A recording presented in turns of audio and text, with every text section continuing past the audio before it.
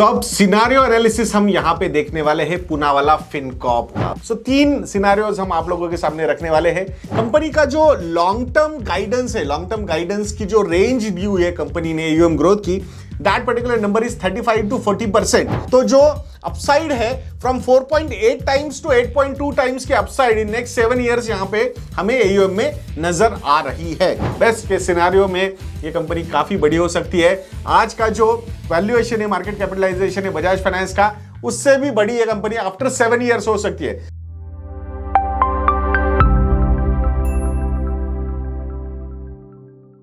Hello and I welcome you all to Yadnya Investment Academy. I hope you all are doing good. My name is Anush Mukashi and स्वागत है आप सबका 5 stocks for FY25 के इस video में।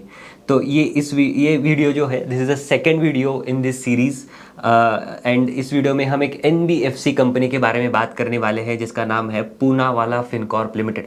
तो इस कंपनी के बारे में जानेंगे, इसकी हिस्ट्री जानेंगे, देन इनका बिजनेस मॉडल जानेंगे, बिजनेस मॉडल के बाद नंबर्स देखेंगे कि ग्रोथ ड्राइवर्स जो है तो उसके बारे में भी हम जानेंगे। And lastly Parimal sir will discuss scenario analysis with all of you. So चलिए शुरू करते हैं। तो सबसे पहले आप यहाँ पे एक स्लाइड देख सकते हो तो कि पूनावाला फिनकॉर्प फॉर्म कैसे हुआ था। पूनावाला फिनकॉर्प बेसिकली फॉर्म हुआ था बाय अ मर्जर, बट उससे भी पहले there was a company called Tab Capital, जो कि that was founded by mister Abhay Bhutada, who is currently the MD and CEO on Poonawalla Fincorp's board. And वो जो कंपनी थी टैब कैपिटल, तो वो भी उनका भी फोकस था towards MSME and consumer lending, जो करेंटली अभी पूनावाला का कोर फोकस है। And this company achieve profitability in just 1 year of the operations. Then in 2019 they both like co founded Poonawalla finance, जो जिसका मॉडल भी सेम था जो करंट पूनावाला फिनकॉर्प है, उसके जैसे like more towards digital lending, more towards branch light model, more towards employ light model, वैसा model उनका था। एंड कंज्यूमर मतलब जो लोन सेगमेंट था, जो लेंडिंग सेगमेंट था उनका, तो वो करेंटली वही था कि MSME एंड अनसिक्योर्ड लेंडिंग की तरफ उनका ज़्यादा झुकाव था। देन उसके बाद 2021 में दे एक्वायर्ड मैग्मा फिनकॉर्प फॉर रफली आई थिंक 3,500 और crore rupees. And Magma FinCorp was a like completely opposite company. Magma FinCorp cater करती थी to new to credit rural segment में, whereas Poonawalla Finance is into more towards metro and urban regions, and जिनकी credit history है वो उन्हीं को lend करते हैं। तो मैग्मा फिनकॉर्प को एक्वायर करके पूनावाला फाइनेंस एंड मैग्मा फिनकॉर्प बना पूनावाला फिनकॉर्प। अब यहाँ पे करेंटली इनका जो पूनावाला फिनकॉर्प का फोकस है that is more towards the high income group customers, जहाँ पे the risk of NPAs is relatively lower. Then इसके बाद यहाँ पे ट्रांसफॉर्मेशन जर्नी कैसी रही है इसके बारे में बात करते हैं। तो आप यहाँ पे एक स्लाइड भी देख सकते हो। तो ट्रांसफॉर्मेशन जर्नी में देयर आर पैरामीटर्स जिसके बेसिस पे ये ट्रांसफॉर्मेशन जर्नी हम पढ़ेंगे। तो December 20 ये जो कॉलम है that is legacy Magma, pre acquisition Magma के ये नंबर्स है। Then December 23 is Poonawalla Fincorp के करंट नंबर्स है। तो एसेट्स अंडर मैनेजमेंट आप देख सकते हो यहाँ पे कि रफली डबल हो चुके हैं in last 3 years। Cost of borrowing भी उन्होंने रिलेटिवली कम की है फ्रॉम 9.64% टू 7.99%। दो अभी जो कॉस्ट ऑफ बोरोइंग है दैट इज एट 8%, जो incremental cost of borrowing is at 8%, क्योंकि अभी currently interest rates are at peak, right. So इसी के चलते देन ग्रॉस NPA भी इन्होंने कम किए फ्रॉम 8.23% टू 1.33%। अभी 8% वाज एक हाई नंबर था बिकॉज ये कोविड का पीरियड था December 20 का, तो एक इसमें कोविड के जो NPAs है तो वो भी इंक्लूडेड, इसलिए ये नंबर थोड़ा हाई दिख रहा है। देन नेट NPAs भी अगर हम देखें तो 5.35 थे प्री एक्विजिशन, तो वो इन्होंने कम किए हैं टू 0.7%। रिटर्न ऑन एसेट इन्होंने बढ़ाया है टू 5.3%। देन AUM पर एम्प्लॉय बढ़ा है, PBT पर एम्प्लॉय भी बढ़ा है।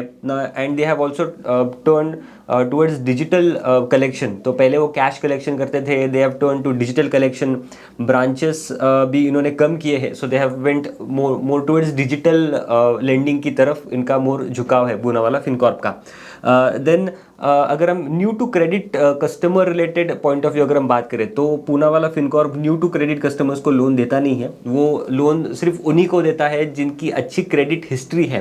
बेसिकली अगर हम क्रेडिट स्कोर के टर्म्स में देखें सो लेट्स से कि जिनका क्रेडिट स्कोर फॉर एग्जांपल जिनका क्रेडिट स्कोर अगर 700 के अबव है तो वो उन्हीं को लोन देगा, उनके नीचे अगर है तो मे बी ज़्यादा इंटरेस्ट रेट चार्ज करेगा। So this is how they their model is currently. Then data driven lending ये करते हैं। So data driven lending as in they get data from the bureau websites and all, they screen them, they poach the customers from bank के जो current customers है उनको वो पोच करके एंड वहाँ से वो लीड जनरेट करते हैं। देन क्रेडिट रेटिंग भी इन्होंने इम्प्रूव की है। क्रेडिट रेटिंग इनकी AA- थी, वो AAA अभी स्टेबल रेटिंग है currently, again backed by Poonawalla's name. Then employee headcount भी इन्होंने कम किया है because they have turn into more towards digital lending model. Then direct and digital business में अगर हम देखें तो डिजिटल लेंडिंग डिजिटल बिजनेस जो है वो इनका बड़ा है to 80% of the overall numbers. Net digital first approach इन्होंने यहाँ पे अपनाया है। सो करेंटली पूनावाला का एक सिंपल मॉडल एट वर्क है। So they raise funds at रफली 7 to 8%। ये रेज करते हैं from banks and financial institutions, term loans वगैरह ये रेज करते हैं, डेट सिक्योरिटीज थ्रू ये लोन मतलब मनी रेज करते हैं, कुछ नॉन कन्वर्ट डिबेंचर्स के थ्रू ये रेज करते हैं एंड वो लेंड करते हैं टू MSME सेगमेंट में, to the consumer loan segment में जो कि अनसिक्योर्ड सेगमेंट है, personal loan and consumer segment MSME segment, वहाँ पे वो लेंड करते हैं। Then loan against property and vehicles में भी वो लेंड करते हैं which are relatively secured segments. तो ये फंड्स रेज करते हैं एट 7 to 8%। अब ये इतने लो इतना लो कॉस्ट ऑफ फंड कैसे है इनका? सो that is backed by the AAA stable credit rating की वजह से एंड प्लस जो पूनावाला का एक नेम है इन दी सोसाइटी तो उसके वजह से भी। देन उसके बाद ये जो एवरेज यील्ड है इनका, जो एवरेज यील्ड ये कमाते हैं ऑन देयर लेंडिंग, तो ये है नॉर्थ ऑफ 15% आप यहाँ पे कह सकते हो। अब इनका जो ओवरऑल मॉडल है तो वो कैसे वर्क करता है कि दे पोच कस्टमर्स फ्रॉम बैंक्स के जो करंट कस्टमर्स है तो वहाँ से ये कस्टमर्स लाते हैं, उनको ट्रांसपेरेंट सर्विसेज प्रोवाइड करते हैं। सो इनका मॉडल कैसे वर्क करता है कि अगर किसी कस्टमर को बैंक से यहाँ पे लाना है so they will offer them transparent services. जैसे बैंक्स में कई बार हिडन चार्जेस होते हैं, सो पूनावाला कहते हैं कि हम हिडन चार्जेस नहीं लगाएंगे and so this is how दे एक लीड जनरेशन वहाँ से होता है। देन उसके बाद इनका जो कस्टमर ग्रुप है तो वो जनरली हाई इनकम ग्रुप को टारगेट करते हैं। इसी के चलते अगर कस्टमर का हाई इनकम ग्रुप है तो उसका क्रेडिट स्कोर भी वो देखते हैं, चेक करते हैं। So parallelly high income group customer and higher credit score which helps them in keeping their NPAs under control. So risk management perspective से भी यहाँ पे इनका अच्छा फोकस है। देन इसके बाद ये वर्क करते हैं ऑन डिजिटल लेंडिंग, तो कलेक्शन कॉस्ट जो है तो वो भी कम हो जाती है, एम्प्लॉयज़ भी रिलेटिवली कम लगते हैं, इसी के चलते इनकी जो OPEX कॉस्ट है तो वो भी कम है रिलेटिवली। देन आप यहाँ पे एक स्लाइड देख सकते हो कि Poonawalla Fincorp is basically the combination of fintech, NBFC and a bank. तो like a bank they have relatively low cost of funds because अच्छा क्रेडिट रेटिंग है। Then they have low operating cost as well because पूरा digital model है। Then they have low risk customers because इनके जो customer है तो वो prime and super prime customers है जो जनरली इनका customers operate in metro and urban region के ही लोगों को वो टारगेट करते हैं। Then because all of this इनका जो क्रेडिट कॉस्ट है that is the NPAs, the asset quality is also decent and इसी के चलते because of all of this इनका जो रिटर्न ऑन एसेट है तो वो अच्छा खासा है। अब कुछ नंबर्स के बारे में बात करते हैं तो नंबर्स के बारे में आप यहाँ पे देख सकते हो AUM ग्रोथ कंपनी का। सो इनका AUM बढ़ा है, रफली 11,000 करोड़ था एज ऑफ मार्च 2022, तो वो बढ़ा है to 22,000 odd crore as of Q3 FY24। अब ये क्यों बढ़ा है? प्राइमरली इनकी जो डिसबर्समेंट्स है तो वो बड़ी है एट अ फास्टर रेट। आप यहाँ पे देख सकते हो कि वो 1,600 करोड़ डिसबर्स करते थे इन मार्च 22 क्वार्टर के, तो अभी क्वार्टरली दे आर डिसबर्सिंग 8,700 और करोड़ एंड ये क्यों बढ़े हैं डिसबर्समेंट, प्राइमरली ड्यू टू इनका जो मोबाइल ऐप है, तो इसके थ्रू ये इंस्टेंट पर्सनल लोन्स दे रहे हैं। Then digitally they are digital model इनका अच्छे तरीके से वर्क कर रहा है। अभी जो डिजिटल कॉन्ट्रीब्यूशन है डिसबर्समेंट का, that is at 80%, and plus जो in house sourcing of products है एंड कस्टमर एक्विजिशन, तो वो भी यहाँ पे इनको हेल्प कर रहा है। देन अगर हम इनका पोर्टफोलियो देखें तो इनका पूरा हम कह सकते हैं कि it's sort of pure retail portfolio है, जिसमें currently 42% is towards MSME and बाकी पर्सनल लोन्स है, देन लोन अगेंस्ट प्रॉपर्टी है, प्री ओन कार्स है, ऑटो लीज एंड अदर्स का सेगमेंट है। अब ये जो MSME segment and personal and consumer loans का जो सेगमेंट है, this is unsecured in nature, whereas जो बाकी pre owned cards and loan against property, this is secured in nature.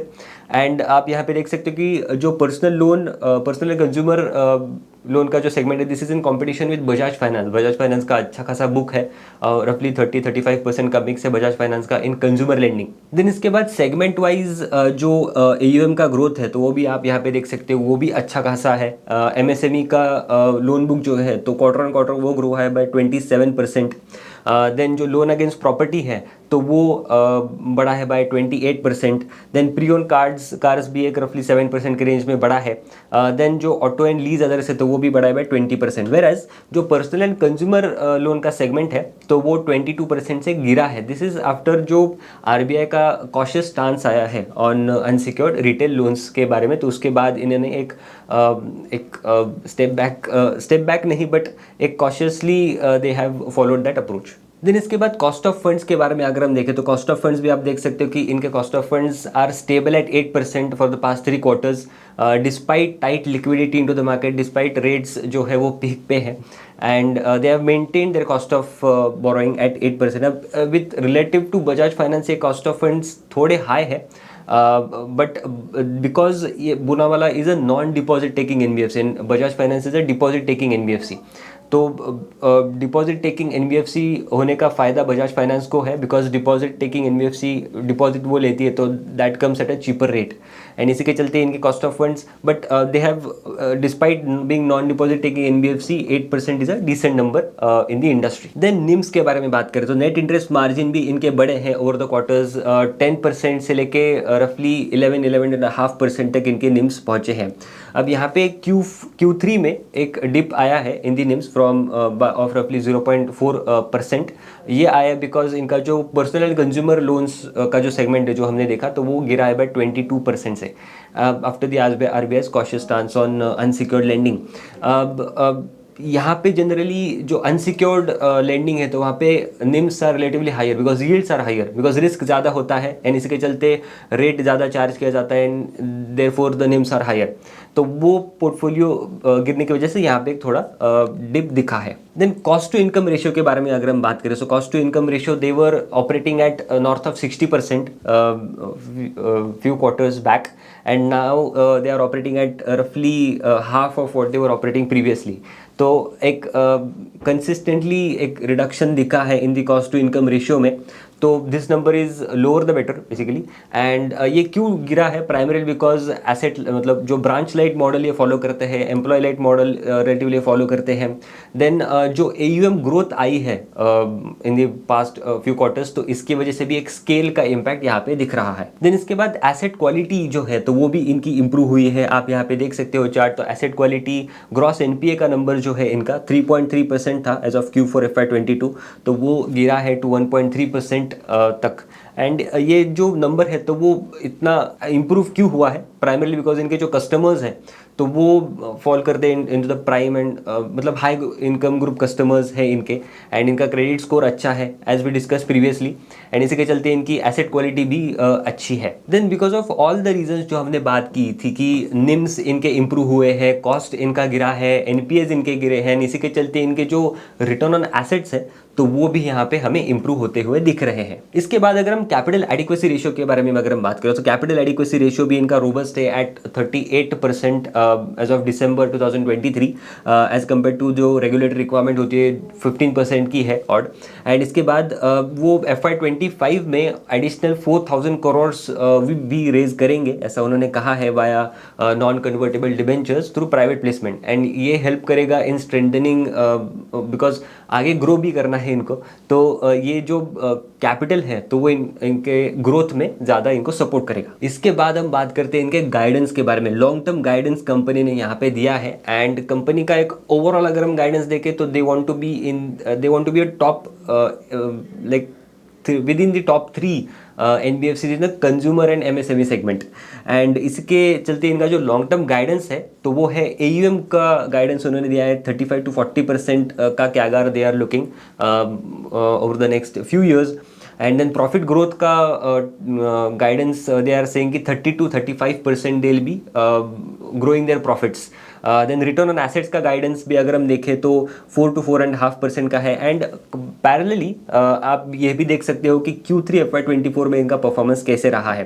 तो AUM इनका बढ़ा है बाय 58% अबव गाइडेंस, प्रॉफिट बढ़ा है बाय 156% अबव गाइडेंस। अब ये 156% is on a TTM to TTM basis, that is March 23 से लेके अब तक। सो दिसंबर 2023 का कैलेंडर ईयर डिवाइडेड बाय 2022 का कैलेंडर ईयर का प्रॉफिट, ये बढ़ा है भाई इनका नॉर्थ ऑफ 100% से। देन रिटर्न ऑन एसेट्स भी आप देख सकते हो कि अबव गाइडेंस है 5.3% है। निम्स भी मोर देन 10% से ज़्यादा है, 11% है करेंटली निम्स। ग्रॉस NPA भी विद इन द रेंज है of 1.3 to 1.8। Net NPA is also within the range of 0.5 to 0.9। देन इसके बाद कुछ की ग्रोथ ड्राइवर्स के बारे में अगर हम बात करें तो अभी तक हमने बात की कंपनी के बारे में, मॉडल क्या है, हिस्ट्री क्या है कंपनी की, इनका मॉडल क्या है, इनके नंबर्स कैसे इंप्रूव हुए हैं over the quarters. Basically magma को एक्वायर करने के बाद कैसे इन्होंने अपने नंबर्स इंप्रूव किए हैं। अब कुछ की ग्रोथ ड्राइवर्स के बारे में अगर हम बात करें तो यहाँ पे ओवरऑल क्रेडिट ग्रोथ जो है तो वो मानी जा रही है in the range of basically GDP का मल्टीपल के थ्रू ये क्रेडिट ग्रोथ देखी जाती है। तो अगर हम GDP का ग्रोथ एक्सपेक्ट करते हैं लेट्स से 10 to 12%, तो उसको एक 1.5, 1.3 to 1.5 का अगर मल्टीपल तो मोटा मोटा बेसिस पे एक 15% प्लस के लेवल पे ये ग्रोथ देखी जाती है in the overall credit segment.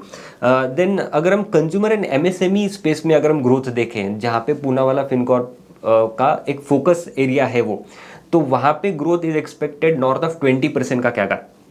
And ये क्यों है? Because businesses are coming in. MSMEs basically business को लोन देना, कंज्यूमर को लोन देना, कंज्यूमर इनकम्स बढ़ रहे हैं। देन देर इज़ मतलब एम्प्लॉयमेंट हो रही है, there is rising smartphone and internet access, इनका डिजिटल मॉडल है पूरा। इकोनॉमिक ग्रोथ हो रही है, इसके चलते MSME segment will also grow. And apart from that there is availability of large segment of population which is still under served and unserved. अब यहाँ पे अंडर सर्व्ड का मीनिंग ये है कि अगर मुझे लोन सपोज चाहिए था 100 रुपीज़ का बट मुझे मिला है 50, तो अंडर सर्व्ड हूँ मैं। एंड अनसर्व्ड वो है जिनको लोन मिला ही नहीं, जिनकी कुछ क्रेडिट हिस्ट्री ही नहीं है।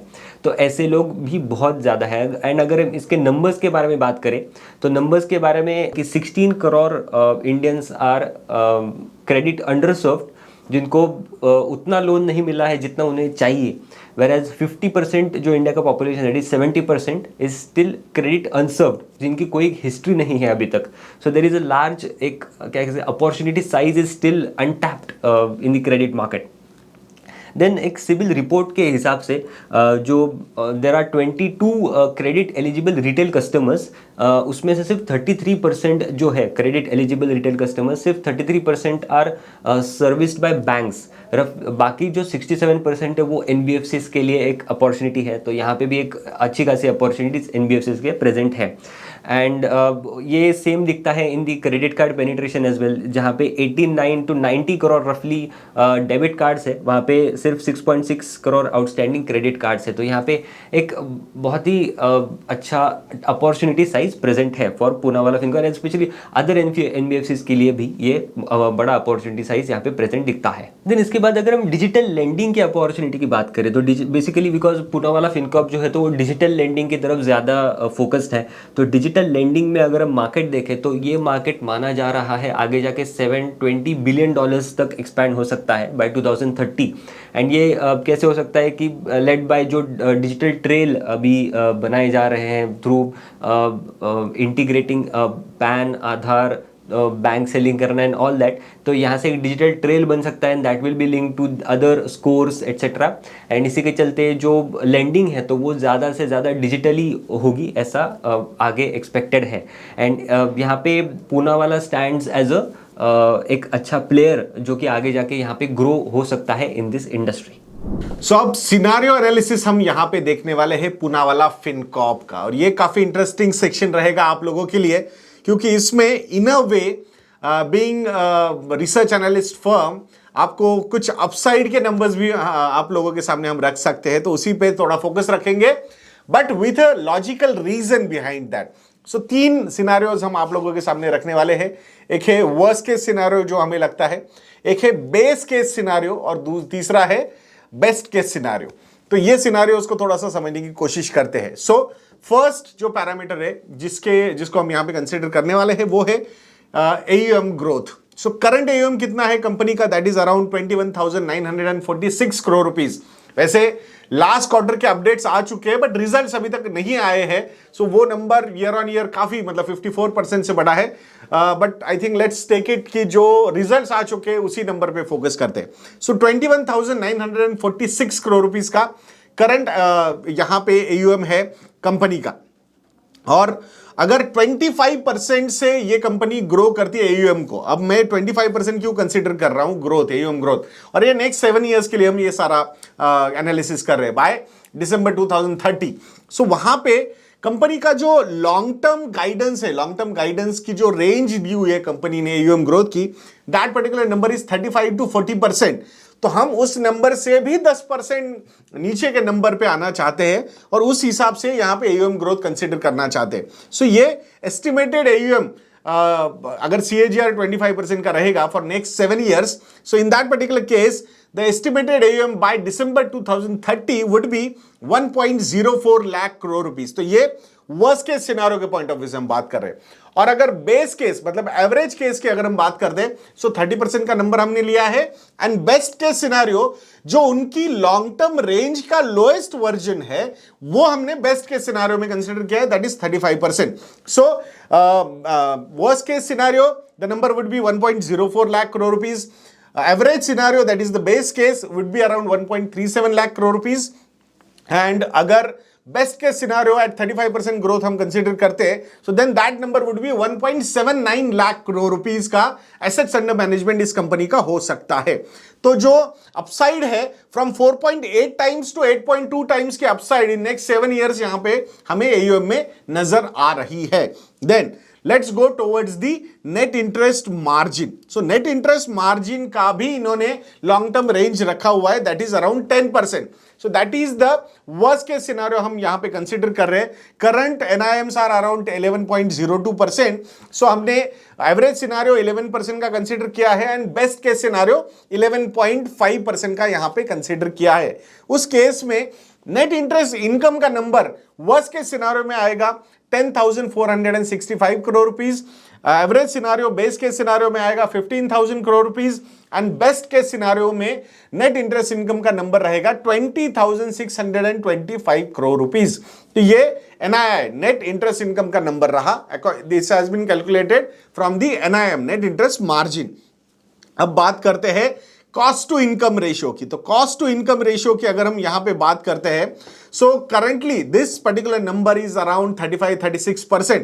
तो हम यहां पे वर्स्ट केस सिनेरियो में कॉस्ट टू इनकम रेशियो रखना चाहते हैं 40%, एवरेज सिनेरियो में 35%, एंड बेस्ट केस सिनेरियो में लोएस्ट इसमें रखेंगे 30% का। तो इसका मतलब ऑपरेटिंग कॉस्ट कितना आएगा, फिर वर्स्ट केस सिनेरियो में operating cost would be around 4,186 crore rupees, average scenario में 5,302 crore rupees, and best case scenario जो है उसमें 6,187 करोड़ रुपीस, क्योंकि AUMs अलग अलग है, और NIIs भी अलग अलग है, अलग अलग सिनेरियोज के।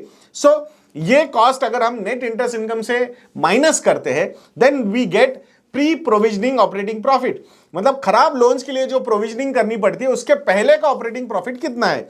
सो वर्स्ट केस सिनेरियो में this number would be 6,279 crore rupees, average scenario में 9,846 crore rupees, and best case scenario में this number would be 14,437 crore rupees. तो ये प्री प्रोविजनिंग ऑपरेटिंग प्रॉफिट की रेंज रहेगी। अब इस पे लगाते हैं एवरेज क्रेडिट कॉस्ट। तो वर्स्ट के सिनारियो में क्रेडिट कॉस्ट रहेगी 1.2%, मतलब कितना लॉस हुआ क्रेडिट में, and 0.80% would B best case scenario, 1% would be average. So then credit cost by 2030 would be worst case scenario 1256 crore rupees and best case scenario it would be around 1435 crore rupees, क्योंकि AUMs के numbers, NII के number, operating profit के number would be on higher side. That's why भले ही यहां पे credit cost worst best के scenario में हमने 0.80% पकड़ी है, but the pre provisioning operating profit is quite high and that's why these numbers are also on a higher side. Now, the next number which we need to focus is on profit before tax. So, worst case scenario में profit before tax would be around 5,000 crore rupees. Base case scenario 8,400 crore rupees, and best case scenario the profit would be profit before tax would be 13,000 crore rupees. इस पे 25% का tax लगा देते हैं। Then the PAT numbers would be around 3,700 crore rupees for the worst case scenario. Base case scenario 6,352 crore rupees and best case scenario 9,752 crore rupees. तो अगर यहां से हम देखते हैं ये सारे फैक्टर्स, तो ग्रोथ कितनी है? तो वर्स्ट केस सिनारियो में profit growth would be CAGR terms में 13.5%, base case scenario 22.3% and best case scenario the profit growth would be around 30%. इस पे अगर प्राइस टू अर्निंग्स रेशियोज हम लगाते हैं 25 times for worst case scenario, 30 times for base case scenario and 35 times for best case scenario, in that particular case there is a good amount of upside available, and that upside in the worst case scenario would be 13.8%, 25.8% in the base case scenario, and best case scenario जो है वो 36.7% के CAGR के साथ upside यहां पे हमें नजर आती है। सो करंट मार्केट कैपिटलाइजेशन के पॉइंट ऑफ व्यू से अगर हम देखते हैं, सो 38,000 करोड़ रुपीस का करंट मार्केट कैपिटलाइजेशन है। ये एक मिड कैप कंपनी है। वर्स्ट केस सिनारियो में market capitalisation would be around 94,000 crore rupees, base case scenario 1.9 lakh crore rupees, and best case scenario में ये कंपनी काफी बड़ी हो सकती है। आज का जो वैल्यूएशन है, मार्केट कैपिटलाइजेशन है बजाज फाइनेंस का, उससे भी बड़ी ये कंपनी आफ्टर 7 years हो सकती है। By that time obviously Bajaj Finance will also go up quite a lot. तो ये ओवरऑल कंजर्वेटिव टू एग्रेसिव अगर सिनारियो में हम देखते हैं, तो this company is looking really good too, so that's why इसको रडार पे आपने रखना चाहिए। To know whether this company is part of our model portfolio और not, you need to subscribe to our model portfolio. So investindia.in को visit कीजिए और वहां जाकर हमारे मॉडल पोर्टफोलियोज को सब्सक्राइब कीजिएगा। दोस्तों ऐसे वीडियोस के लिए चैनल पे बने रहे, वीडियो को लाइक करना, शेयर करना और चैनल को सब्सक्राइब करना बिल्कुल मत भूलना। नेक्स्ट वीडियो में मिलते हैं। जय हिंद।